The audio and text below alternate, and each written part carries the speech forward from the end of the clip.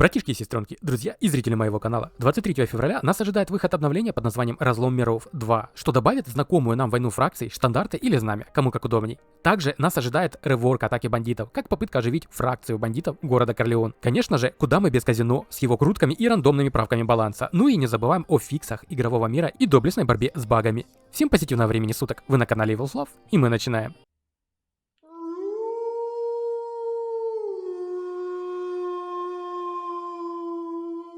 И начнем, пожалуй, со своеобразного обновления разлома миров под версией 2.0 и боевых штандартов и знамен.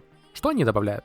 Такой флаг появляется в регионах с активным боевым режимом. Во время появления знамя будет изначально заблокировано. В это время знамя будет отображаться на карте региона, а также на карте мира, но только в том случае, если мы будем находиться в соседнем регионе. По прошествии отведенного времени знамя разблокируется и станет доступно игрокам. Знамя может подобрать любой игрок с активным флагом фракции. После разблокировки знамя больше не будет отображаться на карте мира, но его передвижение все еще можно будет отслеживать на карте региона. Теперь касательно особенностей этого знамени. Игрок, подобравший его, лишается возможности сесть на маунта, но зато само знамя даст игроку бафы маунта, что прикольно в некотором роде. На игрока, несущего знамя, применяется механика маунта. После 4-секундного передвижения без получения урона, несущий знамя переходит в бег и получит 70% ускорение передвижения. Если получит урон от баба, галоп сбивается. И у нас будет стандартная скорость бега. Если мы окажемся в зоне досягаемости другого игрока, та же схема. Если флаг уронить на локации, он исчезнет через 10 минут. Заполняется путем убийства вражеских игроков, захвата форпостов, фракционных лагерей и простых мобов на локации. Для любителей троллинга или острого приступа хитрожопости нам нельзя абьюзить систему и заносить знамя в город, либо заходить в подземелье, прокачивая знамена там или пряча их от других игроков. Но на данный момент никто не запрещает прокачивать знамя на крышах статиков, что особо вкусно во время сплочения мобов. Если упасть со знаменем на коленке, мы вновь можем встать и поднять его. Сбиваются ли накопленные очки при этом? Пока непонятно, но думаю, что нет, иначе будет немного странно, как по мне, в соревновательном аспекте. Также нельзя переносить знамя между регионами с различным уровнем опасности. К примеру, мы не сможем заносить знамя из несмертельных зон, синие и желтые, занося такое знамя в красные, и наоборот. На подобранном знамени сразу указывается, в каких локациях оно заполняется. Сдавать же их можно на дружеских форпостах, где их будет ждать бард по имени Фиона Фейблхарт. Не та, о которой многие подумали, а вот эта.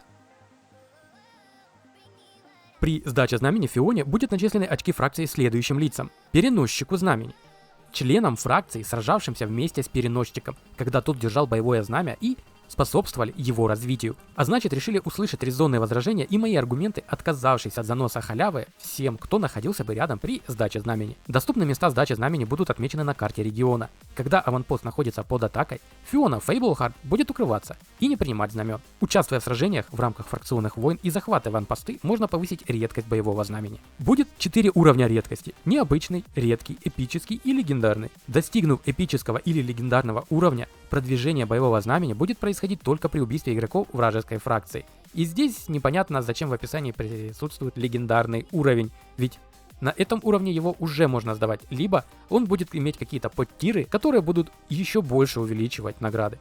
Чем выше редкость знамени, тем больше очков мы получим при доставке соответственно.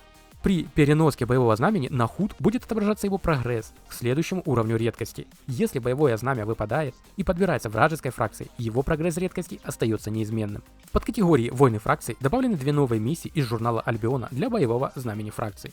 И прежде чем рассматривать вторую часть обновления, что изменит атаку бандитов, давайте узнаем об изменениях баланса. У ветки луков ряд изменений. Во-первых, непопулярный W-скилл «Быстрый выстрел» будет переработан. Теперь он дает 30% к скорости передвижения на 2 секунды, вместо прежних 20, но на 5 секунд. И имеет откат в 10 секунд, вместо 15 прежних. Такое чувство, что вскоре и вовсе все непопулярные скиллы перейдут на 2-секундный откат. Теперь колдовской колчан больше не наносит уменьшенный урон, если единственный противник рядом в инвизе. Все бы ничего, но мы как бы все равно не сможем нанести урон невидимой цели. И логично, что это сделано для групповых режимов, а соло-игроки, скажите спасибо, что и так не порезали. Ветка арбалетов. Соло-арбалет получил баланс Е-способности «Прицельный выстрел», чтобы вновь быть поддержкой и заиграть новыми красками. Урон способности снижен на 8%. В качестве компенсации получил снижение сотворения способности на 0,5 секунд с 2,5 до 2 секунд, а также дебаф, что будет вешать на цель в виде порезки сопротивления цели на 4 секунды. Проклятые посохи и их W-способность «Темная сущность». Количество отскоков уменьшено до 7, урон по игрокам увеличен на 12%, а урон по мобам на 11%. У ветки молотов Чекан и его Е-способность «Разлом земли» получила увеличение хитбокса способностей. А также на дальней дистанции игроки получат дополнительно 0,3 секунды на уворот. У ветки булав будут небольшие правки. Во-первых, тяжелая булава и ее Е-способность боевой вой получит 40% снижение урона от автоматических атак против мобов на 4 секунды. Во-вторых, Q-способность «Сокрушающая угроза» получил увеличение урона на 5%. По словам разработчикам, в патчноуте урон всех булав был увеличен, чтобы помочь всем булавам в ПВЕ и ПВП. Теперь точно будем агрить всех на ЗВЗ. У ветки оборотней посох бродяги и его Q-способность в форме зверя, устрашающие выпады, получат увеличение времени действия для выдачи комбинаций с 2 до 3 секунд. Но вместе с тем добавлен кулдаун между применениями комбинаций в 0,5 секунд, а урон способности увеличен на 15%. Также у всех посохов оборотня изменена W-способность «Единый разум». Щит, что вешался на нас при применении на противника, уменьшен на 50%. А щит, что вешался при применении на союзника, увеличен на 50%. Такое изменение нужно, чтобы порезать его в одиночном PvP и в то же время сделать более привлекательной способностью в групповых сражениях. Синий факел часто используется, поэтому его бонусы решено было уменьшить на 3%. У всех тканевых мантий способность ледяной щит не часто использовалась по сравнению с прочими аналогами, потому ее решено жестко апнуть и повысить замедление по противнику с 30 до 40%. Поскольку мини-обновление брони солдата вызвало много споров и привело к нездоровому игровому процессу, по мнению разработчиков, оно было отменено. Ярость. Броня солдата больше не лечит. Также в качестве бонуса больше нельзя переключать способность. То есть мы ее активируем, и она активна 10 секунд. По сути, предмет в топку для некоторых активностей. Сандалии клирика и их способность телепорт больше не требуют прямой видимости для телепортации. Сандалии чародея и их способность отложенный телепорт больше не требуют прямой видимости для применения. Вроде все, что нужно было, поправили. Либо в описании, либо по факту. И теперь можно вернуться ко второй части обновления с реворком атаки бандитов. По словам разработчиков, событие атака бандитов в рамках войн фракций было переработано, чтобы привести его в соответствие с новой эпохой, начавшейся с обновления Разлом миров. Теперь в атаке бандитов будет использоваться система провинций и снабжения, а кульминацией станет сражение за крепости с участием нескольких фракций за ценные сундуки. Кроме того, в попытке реанимировать город и фракцию Корлеона теперь являются участвующие фракции в атаке бандитов. Игроки, отмеченные флагом Корлеон, теперь получают уведомление о начале атаки бандитов. Игроки, отмеченные флагом Корлеон, теперь будут получать награды в зависимости от своего места во время события. Атака бандитов теперь будет состоять из 2 фаз. Победителем становится фракция с наибольшим количеством припасов в красной зоне после обеих фаз. Первый этап будет длиться 40 минут.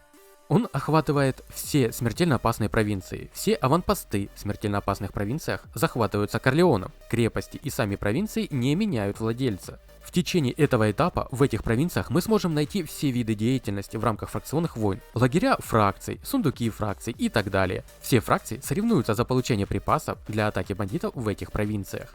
Эти припасы предназначены специально для атаки бандитов, но зарабатываются в рамках тех же видов деятельности. Если провинция находится в состоянии конфликта, припасы, заработанные участвующими фракциями, также будут учитываться как для атаки бандитов, так и для войны за припасы. В таком случае бонусы фракций не будут учитываться во время атаки бандитов.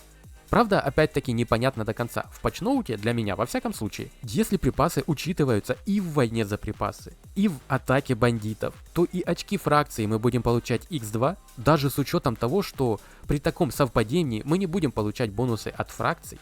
В контексте городов, что имеют доступ к синим и желтым локациям, в целом нормально, то вот по отношению к городу Корлеон опять попахивает непродуманностью механики вознаграждений до конца. К сожалению, на тестовом сервере в соло я не могу провести объективный тест. Подождем и посмотрим. Напоминаю, что все еще находится на тестовом сервере и может быть изменено. Второй этап будет длиться 20 минут, во время которой борьба за припасы во время атаки бандитов будет сосредотачиваться на 2 провинциях. Количество припасов для атаки бандитов, генерируемых в этих провинциях, значительно увеличится. Игроки по-прежнему могут захватывать аванпосты в других опасных провинциях, но они больше не обеспечивают припасы для атаки бандитов. Крепости в этих провинциях становятся уязвимыми для атак игроков любой фракции, кроме защитников. Хотя стены и ворота можно разрушить, эти крепости в данный момент нельзя захватить.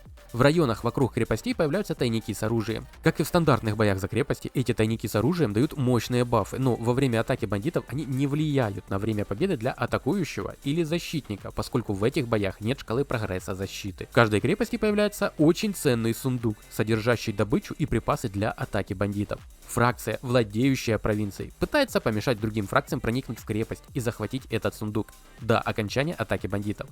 У обороняющейся фракции есть преимущество в виде стен крепости, но, по мнению разрабов, любая фракция может их разрушить, чтобы забрать этот сундук себе. Да, вот так все легко и просто. Так вижу, как неорганизованные косяки рандомов в шикарном 4.1 сете долбят стены с разных сторон, затем погибают и не возвращаются больше в провинцию. В конце события каждая фракция ранжируется в зависимости от количества заработанных ею припасов для атаки бандитов. Каждой фракции начисляются соответствующие очки, причем за каждый ранг начисляется больше очков. Журнал Альбиона добавлены задания для атаки бандитов. Выглядит вроде интересно, но спорно в некоторых моментах. Да и то, что фракция, владеющая крепостью, получает преимущество, мягко говоря, может привести к увеличению доминирования некоторых фракций и последующего увеличения игроков в ней перед атакой бандитов. Будем ждать патчей с правками новых режимов. Теперь касательно фиксов, изменений, правок и оптимизации багов. Сундуки фракций теперь могут появляться в синих зонах провинции, находящихся в состоянии конфликта. В очереди в регионы больше нельзя вступать из логов контрабандистов, но